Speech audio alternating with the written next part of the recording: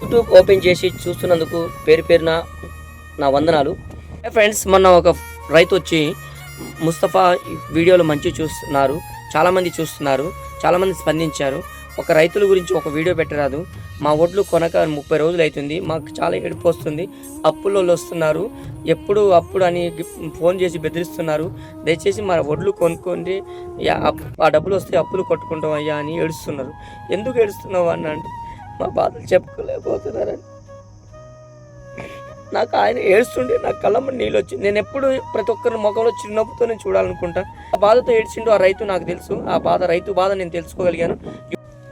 గత గవర్నమెంట్లో కేసీఆర్ సార్ ఇలా కొనలేకే యాసంగి పంటను మానేశాడు. వానాకాలం పంట ఒకటే వేసుకోండి, యాసంగి పంట వేసినా మేము కొనము అని చెప్పి డిక్లేర్ చేసి 3 సంవత్సరాలు యాసంగి పంట లేకుండా ఆఫ్ చేశాడు.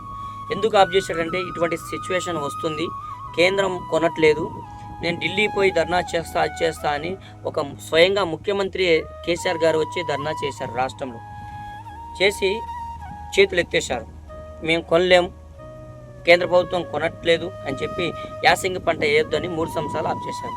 రేవంత్ రెడ్డి గారు ఏం చేశారంటే ఈ 2 సంవత్సరాల నుంచి వానాకాలం పంట యాసంగి పంట కొంటూనే ఉన్నాడు, వెనక ముందైనా కొంటూనే ఉన్నాడు. దేవుడు దయ వల్ల ఈ సంవత్సరం కొంచెం వానలు వెనక అడుగు వేసినాయి. ఎందుకంటే ఒడ్లు కూడా రోడ్ల మీద బస్తాలు వేసుకొని వాళ్ళే అంతటి వేసుకొని పట్టాలు కప్పుకొని పట్టాల కిరాయిలు కూడా ఎక్కువైపోతున్నాయి. ఏది ఏమైనా సరే ఒక్కోసారి హమాలి వాళ్ళు దొరకట్లేదు, ఒక్కోసారి లారీలు దొరకట్లేదు, ఒకసారి గోడాంలో నిండిపోయినాయని అంటున్నారు. ఏ మంత్రిని అడిగినా అదే మాట అంటున్నారు. దయచేసి మీకు కాళ్ళు పట్టుకుంటారు రేవంత్ రెడ్డి గారు. ఎందుకంటే పాపం రైతులు ఆ భూమిని నమ్మి, వ్యవసాయం నమ్మి అప్పో సప్పో తెచ్చుకొని నాట్లు వేయించారు. ట్రాక్టర్ వాళ్ళకి ఇవ్వాలి, దమ్ము చేసిన వాళ్ళకి ఇవ్వాలి, నాటు వేయించిన వాళ్ళకి ఇవ్వాలి, మరి కింద మందు పై మందు పిచికారీ చేసిన వాళ్ళకి, మందుల షాప్ వాళ్ళకి ఇవ్వాలి. ఇక చాలా మీరు మంచిగానే రైతులను ఆదుకుంటున్నారని ఆ వానదేవుడు కూడా ఆపిండి ఇన్ని రోజులు. దయచేసి తక్షణమే రేవంత్ రెడ్డి గారు, శ్రీనివాసరెడ్డి గారు, భట్టి గారు, నేను తుమ్మల నాగేశ్వరరావు గారు ఒకటే పదే చెప్తున్నా, నేను ఒక కాంగ్రెస్ కార్యకర్త అవును. ఏది ఏమైనా సరే రైతులు చాలా గోసలో ఉన్నారు, ఆదుకోండి. ప్రతి 3 పంచాయతీలలో ఒక 5 గోడాంలు కట్టండి. గవర్నమెంట్ అసెంబ్లీలో బడ్జెట్ సమావేశంలో తెలంగాణ రాష్ట్రంలో రైతాంగం ఇబ్బంది పడుతున్నారు. ఒడ్లు కావచ్చు, మొక్కజొన్నలు కావచ్చు, మినుములు కావచ్చు, పెసర్లు కావచ్చు, ఏదైనా సరే పంట కాలం వచ్చినప్పుడు సరైన గోడాంలు లేవు, ఉన్న గోడాలు కొంచెం ఉన్నాయి, అవి నిండిపోతున్నాయి, పంటలు దిగుబడి బాగా వస్తుంది అని అసెంబ్లీలో చర్చ పెట్టి కోట్లు శాంక్షన్ చేసి ప్రతి 3 పంచాయతీలలో ఒక 10 గోడాంలు నిర్మించేటట్టుగా చేయండి. వచ్చేసారి మళ్ళీ రైతులకు ఇబ్బంది పడకుండా కోసారంటే ఒక రైతుకి ధైర్యం ఉండాలి. పండించడం అంటే రైతు ప్రభుత్వం కొంటది, ఎమ్మటే ఈ దగ్గర చుట్టుపక్కల గోడాంలు ఉన్నాయి, రైతులే సొంతం తోటలు వేసుకొని ఆడిపోయి గోడాం కోపు చెప్తారు, కాట వేస్తారు, కోపు చెప్తారు. అట్లా చేయండి. మీరు చేసే దమ్ము మీకుంది, మీకు ధైర్యం ఉంది, రైతుల పట్ల జాలి, కరుణ, ప్రేమ మీకు అందరికీ తెలుసు. మీరు రైతు కుటుంబం నుంచి వచ్చిన వాళ్ళే. గతం గురించి వద్దు, భవిష్యత్తు గురించి వద్దు, ఇప్పుడు ఉన్నటువంటి సిచ్యువేషన్ గురించి ఆలోచించి మీరు చేయండి. రేవంత్ రెడ్డి గారు, శ్రీనివాస్ రెడ్డి గారు, భట్టి గారు, పదే చెప్తున్నా, మీరు దయచేసి ఆలోచించండి. ప్రజల డబ్బే కదా, అయితే అయింది, మీరే అప్పులు చేయట్లేదు కదా. ఈ అవసరమైతే రైతాంగం గురించి కొంచెం చేసి గోడాంలు కట్టండి, వచ్చేసారి ఇబ్బంది లేకుండా చేయండి. ఇప్పుడు మాత్రం కొంచెం ఎక్కడైనా సరే అవసరమైతే గవర్నమెంట్ నుంచి ఒక 10 రూపాయలు పెట్టైనా సరే పాపం రైతులకు ఆ మెతుకులే, ఆ వచ్చే డబ్బులే వాళ్ళ మెతుకులు, వాళ్ళ అప్పులు సప్పులు కట్టుకోవాలన్నా, మంచి చెడు చూసుకోవాలన్నా అది పంట వెళ్ళిపోతేనే ఆ డబ్బులు వస్తేనే ఇవన్నీ సంసారాలు నడుస్తాయి. దయచేసి ఒక్కసారి ఆలోచించండి. దయచేసి మీ కాళ్ళు మొక్కుతా రేవంత్ రెడ్డి గారు. శ్రీనివాస్ రెడ్డి గారు కూడా చెప్తున్నా ఒకటే మాట, ఆ శ్రీనివాస్ రెడ్డి గారు మీరు ఉన్నంత వరకు ఎవరికి, ఏ ప్రజలకి అటువంటి హాని జరగదు. దయచేసి ఆ రైతుల గురించి కొంచెం ఆలోచించు, శ్రద్ధ పెట్టు. అక్కడ లారీలు ఎన్ని ఉన్నాయి మన రాష్ట్రంలో, మన ప్రతి మండలంలో లారీ అసోసియేషన్ ఉంటుంది. కొనిజర్ల మండలం, వైరా మండలం, ఇటు మన ఏనుకూరు మండలం, జూలూరుపాడు మండలం, ఈ మండలం పరిధిలో ఎన్ని లారీలు ఉన్నాయి, మళ్ళీ అవతల రాష్ట్రంలో ఎన్ని లారీలు ఉన్నాయి, మొత్తం తెప్పించి సస్యశ్యామలంగా రైతులను ఆదుకోండి. మీరు ఆదుకుంటారు, బోనస్ కూడా ఇస్తున్నారు, మీరు అంతా మంచి చేస్తున్నారు. ఏంటంటే మీ చేతుల్లో లారీలు అందుబాటులో లేవు, హమాలీ వాళ్ళు అందుబాటులో లేరు, అది మెయిన్. ఏది ఏమైనా సరే కొంచెం దీన్ని శ్రద్ధ పెట్టండి, దృష్టి పెట్టండి. ఏది ఏమైనా రైతులను ఆదుకోండి. మీరు చేసేది ఒక గొప్ప విషయం ఏంటంటే రైతులకు ఏ పంట వేసుకోవాలన్నా స్వేచ్ఛ ఇచ్చేటువంటి ఒకే ఒక గుణం ఉన్నటువంటి పార్టీ ఒక కాంగ్రెస్ పార్టీ. గతంలో ఆ పార్టీలు ఏ పార్టీలు కూడా ఆ పంట వేయొద్దు, పత్తి వేయొద్దు, మినుములు వేసుకోండి, కందులు వేసుకోండి అని స్వయంగా కేసీఆర్ గారు 2021-22లో ప్రెస్ మీట్లో చెప్పారు. పత్తి వేయొద్దు అన్నారు, పత్తి వేయలేదు రైతులు. ఆ సంవత్సరం 9,000 10,000 పత్తి కింట అమ్మింది.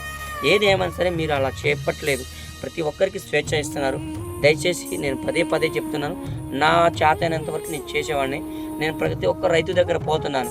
నా దగ్గర ఏం లేదంటే గోడాలు ఏ గోడాలు ఖాళీగా ఉన్నాయో చూసుకునే అర్హత నా దగ్గర లేదు. ఎన్ని గోడాలు నిండినాయి, ఎన్ని గోడాలు ఖాళీగా ఉన్నాయి చూసుకునే అర్హత నా దగ్గర లేదు. మరి ఎన్ని మండలాల్లో ఒక లారీలు ఖాళీగా ఉన్నాయి, ఎన్ని మండలాల్లో లారీ ఖాళీలు లేవు. మరి ఇన్ని లారీలు ఉంటే ధాన్యం ఇంతే పోతుంది, ఇంకా లారీలు కావాలి, ఎక్కడికి పోయి తీసుకురావాలి, అవసరమైనటువంటి ఆలోచన నా దగ్గర ఉంది. కానీ నేను ఎటువంటి ఎమ్మెల్యేని కాదు, ఎటువంటి మంత్రి పదవిని కాదు. ఏదేమైనా మంచి ఆలోచన ఉంది. ఈ ఆలోచన మీ దగ్గర ఉంటే చాలు. మీరు ఇంతే ఆలోచన, మీరు సీట్లో కూర్చొని ఆలోచించండి. అధికారులకు చెప్పండి, మండల పరిధిలో నాయకులకు చెప్పండి. ఎవరెవరు అసోసియేషన్ లారీ అసోసియేషన్ వాళ్ళు ఉన్నారో ఎన్ని లారీలు ఖాళీ ఉన్నాయో లిస్టు తీసుకొని ఎక్కడెక్కడ ఉందో త్వరగా పంపించండి. ఎందుకంటే నాకు నమ్మకం ఉంది మీరు పంపిస్తారని. నేను ఒక సలహా ఇస్తాను, అది మంచి సలహా అయితేనే, చెడు సలహా అయితేనే, ఏది ఏమైనా సరే నేను నా దృష్టిలో మంచి సలహా, రైతాంగానికి ఉపయోగపడే సలహా.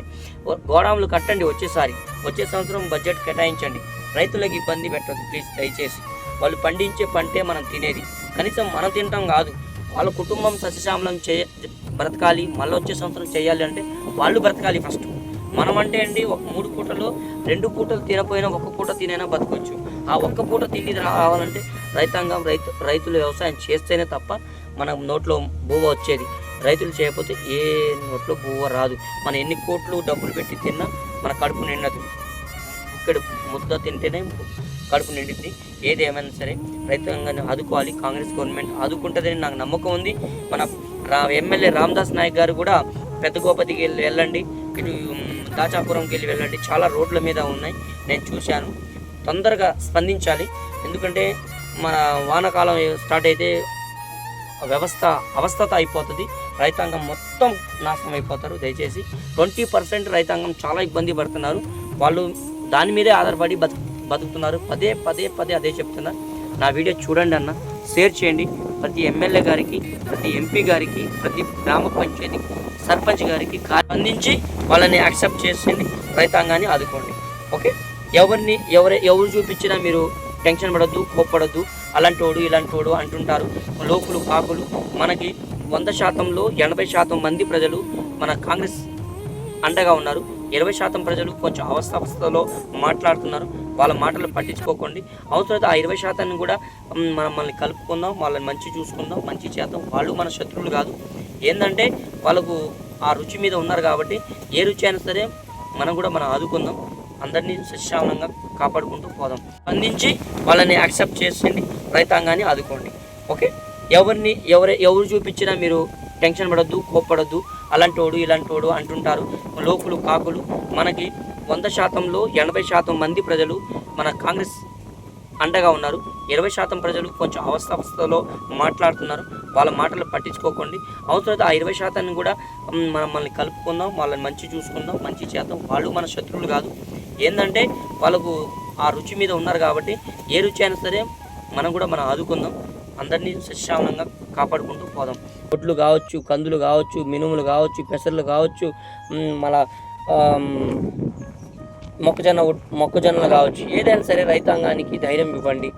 మీరు చేయాల్సింది ఒకటే, ప్రతి ఎమ్మెల్యేలకి ఎంపీలకి సమావేశం ఏర్పాటు చేసి మీ నియోజకవర్గంలో అక్కడ టీఆర్ఎస్ ఎమ్మెల్యే కానీ, కాంగ్రెస్ ఎమ్మెల్యే కానీ, బీజేపీ ఎమ్మెల్యే కానీ, టీడీపీ ఎమ్మెల్యే కానీ, సిపిఎం ఎమ్మెల్యే కానీ, ఎంఐఎం పార్టీ ఎమ్మెల్యే కానీ, ఎవరైనా సరే ఆ ప్రతి మూలన వెళ్ళి రైతులు ఎక్కడ ఇబ్బంది పడుతున్నారో కనీసం చుట్టుపక్కల ఒక 60 కిలోమీటర్లు ఏ ఎమ్మెల్యే కూడా అక్కడ వెళ్ళి అక్కడ చూసి ఆ సమస్యలు చూడండి. వెళ్ళి రేవంత్ రెడ్డి గారు ఎంతోసారి చెప్తున్నారు, అక్కడ వెళ్ళి చేయండి. ఎక్కడ ఇబ్బంది ఉందో లారీలు ఇప్పుడు మన వైరా నియోజకవర్గంలో ఎమ్మెల్యే గారు ఉన్నారు. ఏం చేయాలి? ఎమ్మెల్యే గారు 5 మండలాల్లో నాయకుడు, ఒక వైరా నియోజకవర్గ నాయకుడు. కారేపల్లి మండలం, కొనిజర్ల మండలం, వైరా మండలం, ఏన్కూరు మండలం, జూలూరుపాడు మండలం, ఈ 5 మండలాలలో ఎక్కడ రైతులు ఇబ్బంది పడుతున్నారు చూడాలి. వాళ్ళని హమాలి వాళ్ళు, మా ఊర్లో ఖాళీగా ఉన్నాం, చాలా ఎండాకాలంలో పని లేక చాలామంది ఇబ్బందిలో ఉన్నారు. వాళ్ళకు కూడా పని కల్పించినట్టు అవుతారు. ఎక్కడైతే రైతులకు ధాన్యం కొనలేదో అక్కడికి పంపించండి. ఇప్పుడు 5 మండలాల్లో లారీ అసోసియేషన్ వాళ్ళు ఉంటారు, వాళ్ళకి ఫోన్ చేయండి, అధికారులను పంపించండి. ఎన్ని లారీలు ఖాళీగా ఉన్నాయో చూడండి. అవసరమైతే పక్కన రాష్ట్రం నుంచి కానీ పక్కన మండలాల నుంచి కానీ లారీలు, పక్కన రాష్ట్రాల లారీలు కూడా తెప్పించి వాళ్ళ సస్యశామలం చేయండి. అలా ప్రతి నియోజకవర్గంలో ఎమ్మెల్యేలు చేయాలి. బట్టి గారు మన మధిర నియోజకవర్గంలో 5 మండలాలు ఉన్నాయి. ఏది? ఎర్రుపాలెం మండలం, చింతకాని మండలం, ముదుగండ మండలం, బోనకల్ మండలం, మధిర మండలం. ఈ 5 మండలాల్లో ఎక్కడ రైతులు ఖాళీ అయిపోయారు, ఎక్కడ ఒడ్లు ధాన్యాలు నిల్వై ఉన్నాయి, ఎక్కడ రైతులు ఇబ్బంది పడుతున్నారు, ఆ 5 మండలాల్లో లారీ అసోసియేషన్ వాళ్ళని ఫోన్ చేసి అమ్మాలి వాళ్ళు ఏ ఊర్లో ఖాళీగా ఉన్నారో వాళ్ళని పిలిపించి అక్కడ గోడౌన్కి పంపించండి. అక్కడ ఆ పరిధి ప్రాంతంలో గోడౌన్ నిండిపోయాడు అనుకోండి, మళ్ళీ 5 ఎకరాల భూమి అసెంబ్లీలో తెలంగాణ రాష్ట్రంలో వచ్చే బడ్జెట్లో మన రైతాంగాన్ని ఆదుకోవడానికి బడ్జెట్ కేటాయించండి. అవసరమైతే అప్పులైనా తెచ్చండి. ప్రజల సొమ్మే కదా, ప్రజల మీద భారమే అవుతుంది కదా. ఏ ముఖ్యమంత్రి చేసినా ప్రజల మీద భారం అవుతుంది. కాబట్టి తప్పదు. కనీసం పండించిన పంట కూడా తీసుకుపోయే దీనస్థితికి వచ్చిందంటే అలా తీసుకురాకూడదు. దయచేసి బట్టి గారు కూడా చెప్తున్నాను, ఆ 5 మండలాల్లో ప్రతి మండలంలో 20 పంచాయతీలు ఉంటాయి. 4 పంచాయతీలు కలిసి ఒక 5 ఎకరాల పొలం కొనండి, గోడౌన్లు కట్టండి. ప్రతి ఒక్క రైతుని గుండె నిండా నిద్రపోయేటట్టు చేయండి. అలా టీఆర్ఎస్ ఎమ్మెల్యే కానీ, కాంగ్రెస్ ఎమ్మెల్యే కానీ, టీడీపీ నేను ప్రతి ఒక్క ఎమ్మెల్యే చెప్తున్నాను. ఇక్కడ ఏ ఎమ్మెల్యే అని కాదు, ఇక్కడ మన నల్గొండలో ఉత్తమ కుమార్ రెడ్డి గారు కావచ్చు, ములుగులో సీతక్క గారు కావచ్చు, రాజగోపాల్ రెడ్డి గారు కావచ్చు, మన శ్రీనివాస్ రెడ్డి గారు కూడా కావచ్చు, ఎవరైనా సరే ఆదుకోండి. శ్రీనివాస్ రెడ్డి గారు కూడా చెప్తున్నాను, మీరు ఎక్కడ ఇబ్బంది పెట్టరు. పాలేరు నియోజకవర్గంలో 5 మండలాలు ఉన్నాయి.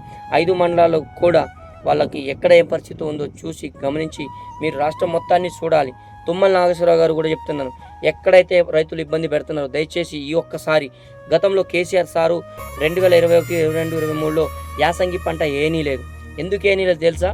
వాళ్ళు రైతులు పండిస్తే ధాన్యాన్ని కొనుక్కోకుండా మోడీ గారు కొనట్లేదు, కేంద్ర ప్రభుత్వమే చేతులు ఎత్తేసింది అని చెప్పి రాష్ట్ర ముఖ్యమంత్రి రోడ్డు మీద వచ్చి ధర్నాలు చేసిన పరిస్థితి తెలంగాణ రాష్ట్ర ముఖ్యమంత్రి కేసీఆర్ గారు చేశారు.